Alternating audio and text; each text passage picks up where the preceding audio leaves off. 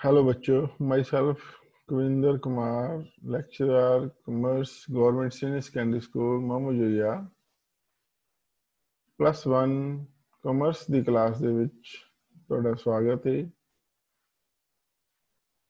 ਅੱਜ ਆਪਾਂ ਇੱਕ ਬਹੁਤ ਹੀ ਸੌਖਾ ਸਬਜੈਕਟ ਜਿਹੜਾ ਆਪਣੇ ਕਮਰਸ ਦੇ ਵਿੱਚ ਹੈਗਾ ਏ, ਉਹ ਹੈ ਮਾਡਰਨ ਆਫਿਸ ਪ੍ਰੈਕਟਿਸਿਸ। ਉਹ ਕਰਨ ਜਾ ਰਹੇ ਹਾਂ। ਮਾਡਰਨ ਆਫਿਸ ਪ੍ਰੈਕਟਿਸ ਜਿਹੜਾ ਇਹ ਸਬਜੈਕਟ ਬਹੁਤ ਹੀ ਸੌਖਾ ਹੈ। ਤਾਂ ਇਹਦੇ ਨਾਲ ਰਿਲੇਟਡ ਆਪਾਂ ਸਭ ਤੋਂ ਪਹਿਲਾ ਜਿਹੜਾ ਲੈਸਨ ਹੈ, ਇੱਕ ਮਾਡਰਨ ਆਫਿਸ ਜਿਹੜਾ ਹੈ ਅੱਜ ਕੱਲ ਦਫ਼ਤਰ ਜਿਹੜਾ ਹੈ ਅੱਜ ਆਧੁਨਿਕ ਦਫ਼ਤਰ ਦੇ ਵਿੱਚ ਕਿਹੜੀਆਂ ਸਹੂਲਤਾਂ ਹੁੰਦੀਆਂ ਨੇ ਉਹਦੇ ਬਾਰੇ ਡਿਸਕਸ ਕਰਾਂਗੇ। ਕਿਉਂਕਿ ਦਫ਼ਤਰ ਹੈ ਜਿਹੜਾ ਇੱਕ ਇਹੋ ਜਿਹਾ ਸਥਾਨ ਹੁੰਦਾ ਹੈ ਹਰੇਕ ਸੰਸਥਾ ਦਾ ਜਿੱਥੋਂ ਸਾਰੀਆਂ ਹੀ ਜਿਹੜੀ ਇਨਫੋਰਮੇਸ਼ਨ ਜਿਹੜੀਆਂ ਨੇ ਉਹ ਅਸੀਂ ਪ੍ਰਾਪਤ ਕਰ ਸਕਦੇ ਹਾਂ। ਕੋਈ ਬਾਹਰਲਾ ਬੰਦਾ ਸਾਨੂੰ ਪ੍ਰਾਪਤ ਕਰ ਸਕਦਾ ਹੈ। ਠੀਕ ਹੈ, ਸਾਨੂੰ ਅੰਦਰ ਦੇ ਲੋੜ ਪੈਂਦੀ ਹੈ, ਮੈਨੇਜਰ ਜਿਹੜੇ ਸਾਡੇ ਬੌਸ ਨੂੰ ਲੋੜ ਪੈਂਦੀ ਰਹਿੰਦੀ ਹੈ, ਸਾਡੇ ਇੰਪਲੋਈਜ਼ ਨੂੰ ਲੋੜ ਪੈਂਦੀ ਰਹਿੰਦੀ ਹੈ। ਤਾਂ ਇਸ ਤਰ੍ਹਾਂ ਕਰਕੇ ਅਸੀਂ ਜਿਹੜਾ ਮਾਡਰਨ ਆਫਿਸ ਜਿਹੜਾ ਪਹਿਲੇ ਵਾਲੇ ਦਫ਼ਤਰ ਤੁਸੀਂ ਦੇਖੇ ਨੇ, ਉਹ ਬਿਲਕੁਲ ਜਦੋਂ ਜਾਂਦੇ ਸੀ ਦਫ਼ਤਰ ਦੇ ਵਿੱਚ ਤੇ ਬਹੁਤ ਜ਼ਿਆਦੀਆਂ ਫਾਈਲਾਂ ਦੇ ਨਾਲ ਭਰੇ ਹੁੰਦੇ ਸੀਗੇ, ਬਹੁਤ ਓਵਰ ਕਰਾਊਡਡ ਹੁੰਦੇ ਸੀ ਫਾਈਲਾਂ ਦੇ। ਇੱਕ ਇਨਫੋਰਮੇਸ਼ਨ ਲੱਭਣ ਦੇ ਲਈ ਸਾਨੂੰ ਬਹੁਤ ਜ਼ਿਆਦਾ ਮਿਹਨਤ ਕਰਨੀ ਪੈਂਦੀ ਸੀ, ਤਾਂ ਸਾਨੂੰ 2-3 ਦਿਨ ਲੱਗ ਜਾਂਦੇ ਸੀਗੇ। ਤਾਂ ਅੱਜ ਕੱਲ੍ਹ ਦਾ ਦਫ਼ਤਰ ਹੈ ਜਿਹੜਾ ਉਹ ਸਮਾਰਟ ਹੋ ਗਿਆ। ਜਿਵੇਂ ਅੱਜ ਕੱਲ੍ਹ ਹਰੇਕ ਚੀਜ਼ ਸਮਾਰਟ ਹੋ ਗਈ ਹੈ, ਤਾਂ ਅਸੀਂ ਕੋਈ ਵੀ ਇਨਫੋਰਮੇਸ਼ਨ ਲੈਣੀ ਹੈ ਤਾਂ ਉਸ ਦੇ ਜਿਹੜੇ ਦਫ਼ਤਰ ਦੇ ਆਧੁਨਿਕ ਦਫ਼ਤਰ ਦੇ ਵਿੱਚ ਵਿਦਨ ਨੋ ਟਾਈਮ ਸਾਨੂੰ ਇਨਫੋਰਮੇਸ਼ਨ ਜਿਹੜੀ ਹੈ ਮਿਲ ਜਾਏਗੀ। ਅੱਜ ਦਾ ਲੈਸਨ ਸਿਰਫ ਅਸੀਂ ਮਾਡਰਨ ਆਫਿਸ ਬਾਰੇ ਡਿਸਕਸ਼ਨ ਕਰਾਂਗੇ ਕਿ ਮਾਡਰਨ ਆਫਿਸ ਹੁੰਦਾ ਕੀ ਹੈ। ਦੂਜੇ ਨੰਬਰ ਤੇ ਇਹ ਹੈ, ਅਸੀਂ ਇਸ ਚੈਪਟਰ ਦੇ ਵਿੱਚ ਪੜਾਂਗੇ ਇਹਦਾ ਅਰਥ ਕੀ ਹੈ, ਪਰਿਭਾਸ਼ਾ ਕੀ ਹੈ, ਉਦੇਸ਼ ਕੀ ਨੇ।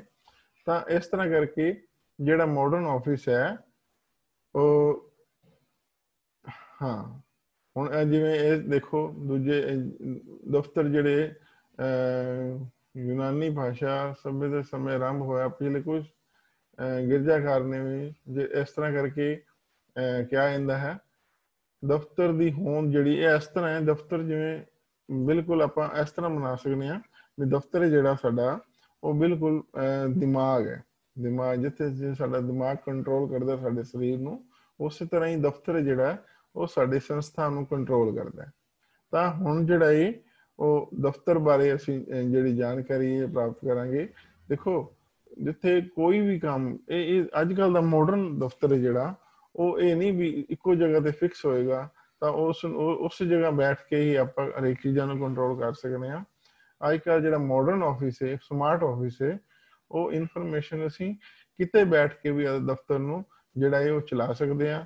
ਤਾਂ ਇਹਦਾ ਜਿਹੜਾ ਇਹ ਕਿਉਂ ਇਹਦੀ ਇੰਪੋਰਟੈਂਸ ਹੈ ਜ਼ਿਆਦਾ, ਕਿਉਂਕਿ ਇਹਨੇ ਸਾਰੇ ਸਿਸਟਮ ਨੂੰ ਕੰਟਰੋਲ ਕਰਨਾ ਹੈ।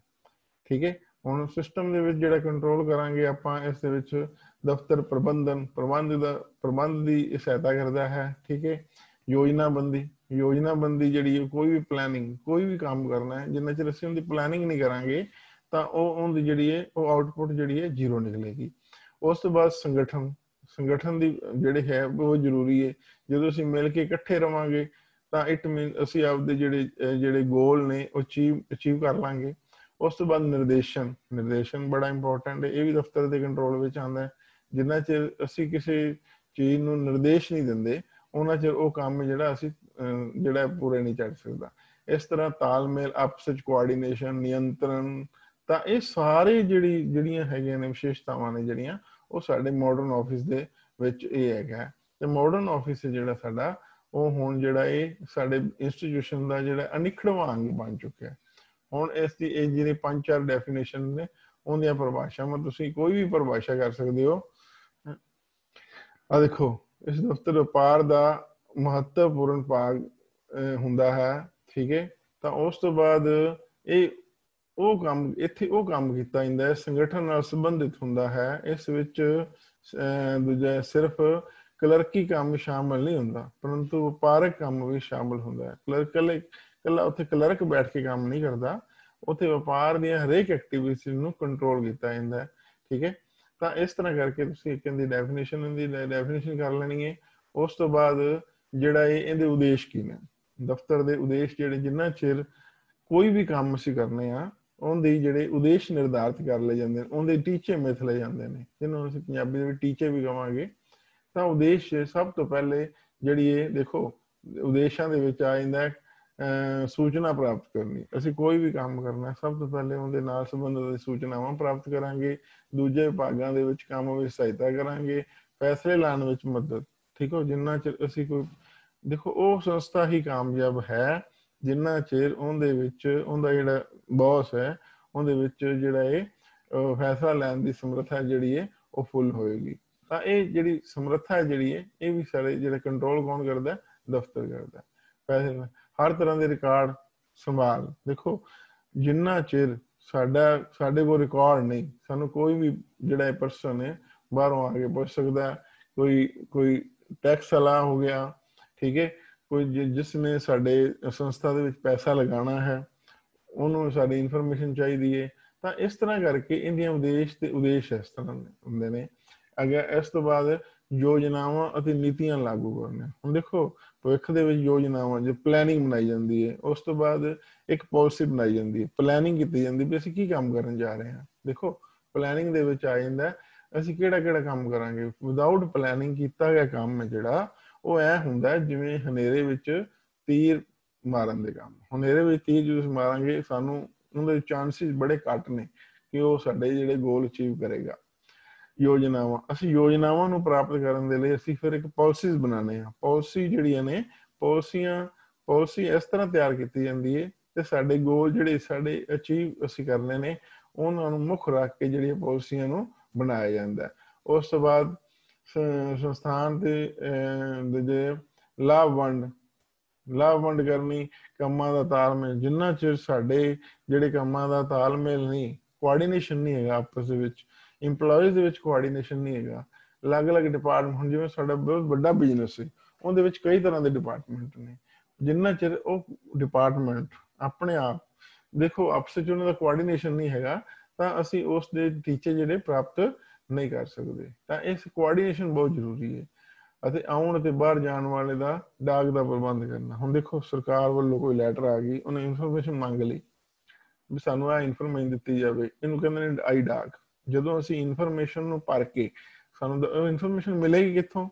ਉਹ ਮਿਲੇਗੀ ਦਫ਼ਤਰ ਤੋਂ, ਤੇ ਦਫ਼ਤਰ ਤੋਂ ਜੋ ਇਨਫੋਰਮੇਸ਼ਨ ਲੈ ਕੇ ਅਸੀਂ ਉਹਦੀ ਜਿਹੜੀ ਵਾਪਸ ਡਾਕ ਦੇਣੀ ਇਹਨੂੰ ਕਹਿੰਦੇ ਨੇ ਗਈ ਡਾਕ। ਤਾਂ ਆਉਣ ਵਾਲੀ ਡਾਕ ਦਾ ਤੇ ਜਾਣ ਵਾਲੀ ਡਾਕ ਦਾ ਜਿਹੜਾ ਉਹ ਪ੍ਰਬੰਧ ਵੀ ਇਹੀ ਦਫ਼ਤਰ ਕਰਦਾ ਹੈ। ਅੱਗੇ ਬਿਨਾਂ ਰੁਕਾਵਟ ਦੇ ਕੰਮ ਨੂੰ ਪੂਰਾ ਚਲਾਉਣਾ, ਚੰਗੀ ਤਰ੍ਹਾਂ ਚਲਾਉਣਾ। ਦੇਖੋ ਜਦੋਂ ਸਾਡਾ ਦਫ਼ਤਰ ਪ੍ਰੋਪਰ ਵਰਕ ਨਾਲ ਕੰਮ ਕਰਦਾ ਹੈ ਤਾਂ ਉਹਦੇ ਸਾਡੇ ਕੰਮ ਦੇ ਵਿੱਚ ਕੋਈ ਵਿਘਨ ਨਹੀਂ ਪੈਂਦਾ। ਤਾਂ ਇਹ ਬੜਾ ਇੰਪੋਰਟੈਂਟ ਜ਼ਰੂਰੀ ਹੈ। ਤਾਂ ਇਹ ਜਿਹੜੀ ਸਾਡੀ ਮੰਨ ਲਓ ਸੰਸਥਾ ਹੈ ਉਹ ਨਿਰਵਿਘਨ ਚੱਲਣੀ ਚਾਹੀਦੀ ਹੈ। ਕੋਈ ਵੀ ਇਨਫੋਰਮੇਸ਼ਨ ਜਿਹੜੀ ਸਾਡੀ ਉੱਥੋਂ ਲਈ ਜਾਵੇ, ਦਿੱਤੀ ਜਾਵੇ, ਠੀਕ ਹੈ।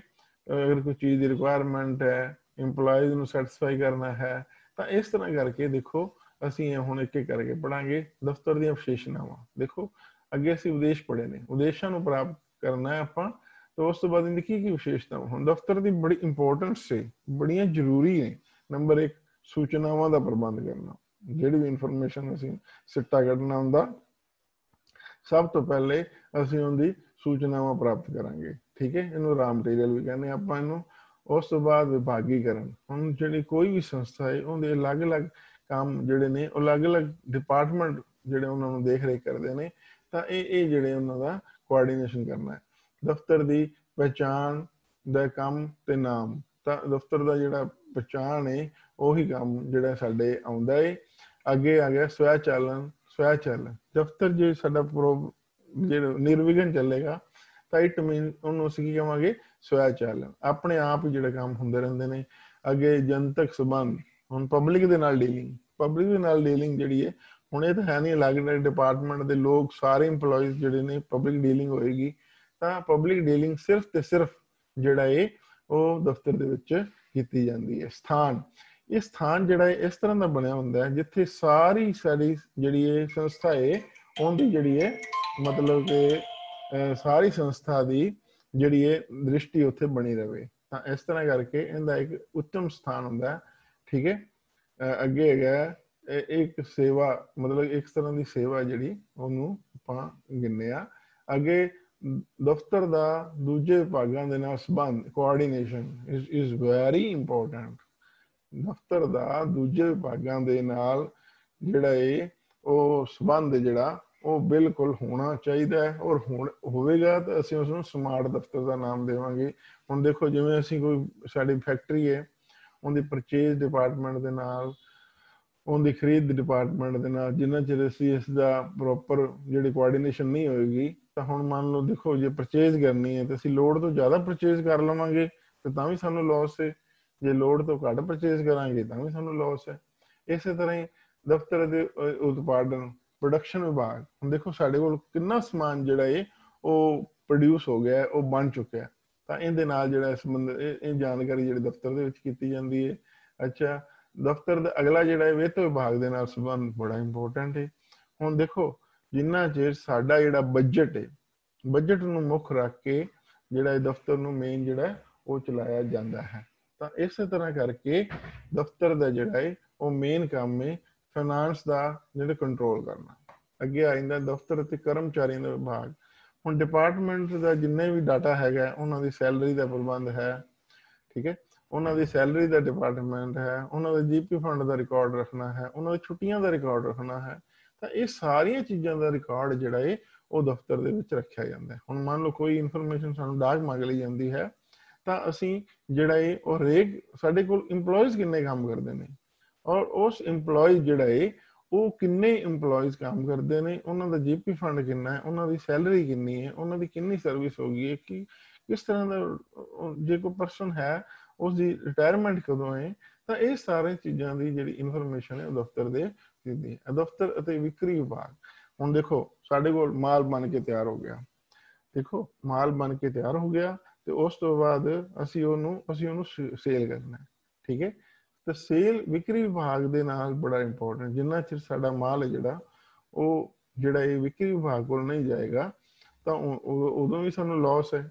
ਤਾਂ ਇਸੇ ਤਰ੍ਹਾਂ ਕਰਕੇ ਜਿਹੜਾ ਇਹ ਪਰਚੇਜ਼ਿੰਗ ਔਰ ਸੇਲ ਦਾ ਬੜਾ ਇਹ ਆਪਸ ਵਿੱਚ ਬੜਾ ਕੋਆਰਡੀਨੇਸ਼ਨ ਹੈ। ਹੁਣ ਮੰਨ ਲਓ ਜਿੰਨਾ ਵੀ ਸਾਡਾ ਮਾਲ ਬਣਿਆ, ਉਹ ਸਾਡੇ ਕਿੰਨਾ ਮਾਲ ਸਾਡਾ ਜਿਹੜਾ ਉਹ ਸਾਡੇ ਸਟਾਕ ਦੇ ਵਿੱਚ ਕਿੰਨਾ ਅਸੀਂ ਮਤਲਬ ਜਿਹੜੇ ਸੇਲ ਕੀਤਾ ਹੈ। ਤਾਂ ਇਸੇ ਤਰ੍ਹਾਂ ਕਰਕੇ ਜਿਹੜੇ ਇਹ ਸਾਡੇ ਦਫ਼ਤਰ, ਹੁਣ ਅਸੀਂ ਬੱਚੋ ਅੱਜ ਜਿਹੜਾ ਅਸੀਂ ਕੀਤਾ ਹੈ ਸਿਰਫ ਦਫ਼ਤਰ, ਇੱਕ ਸਮਾਰਟ ਦਫ਼ਤਰ ਤੋਂ ਕੀ ਭਾਵ ਹੈ, ਸਮਾਰਟ ਮੀਨ ਮਾਡਰਨ ਦਫ਼ਤਰ, ਮਾਡਰਨ ਦਫ਼ਤਰ ਤੋਂ ਕੀ ਭਾਵ ਹੈ, ਇਸ ਦੇ ਉਦੇਸ਼ ਕੀ ਨੇ, ਇਸ ਦੀਆਂ ਜਿਹੜੀਆਂ ਉਦੇਸ਼, ਦੇਖੋ ਉਦੇਸ਼ ਬੜੇ ਇੰਪੋਰਟੈਂਟ ਨੇ।